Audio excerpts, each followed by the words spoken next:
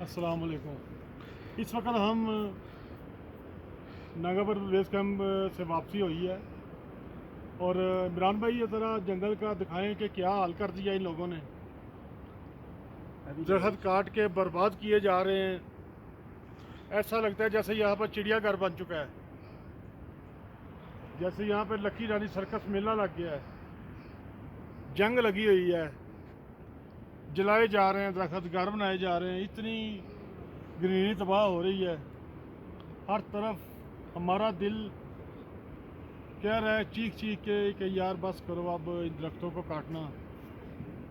ये हमारा सरमाया दिन ब दिन ज़ाया हो रहा है, इसको बचाएं।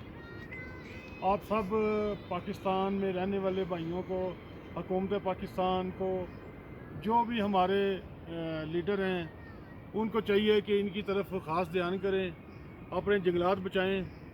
हमारा सरमाया ज़ाया हो रहा है, पहाड़ों पे बर्फ़ें पिघल रही हैं और बहुत जल्द यहाँ पर कोई चीज़ नहीं बचेगी। इतनी तेज़ी से दरख्त काटे जा रहे हैं। बहुत शुक्रिया। खुसूसी ख्याल करें, सब दोस्त अपने आगे शेयर करें इस चीज़ को कि फेरी मेडोज़ अब ख़त्म हो रहा है, बर्फ़ें पिघल रही हैं और हमारा दिल खून के आंसू हो रहा है कि फेरी मेडोज़ की खूबसूरती को ख़त्म किया जा रहा है। होटल माफिया, महंगाई भी इतनी है कि अल्लाह की पनाह। एक फेरी मेडोज़ करने आ जाएँ तो 50,000 रुपये जेब में होना चाहिए। घोड़े वाले हैं वो भी 5-5 हज़ार रुपया लेते हैं ऊपर ट्रैक तक आने का, फिर 5,000 ऊपर बेस कैंप जाने का, 10,000 रुपया घोड़ों वालों का चाहिए। उसके बाद खाने की बहुत महंगाई है ऊपर।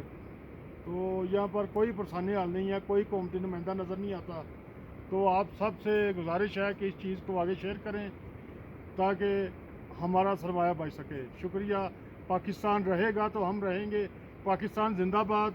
कश्मीर बनेगा पाकिस्तान, लेके रहेंगे आज़ादी।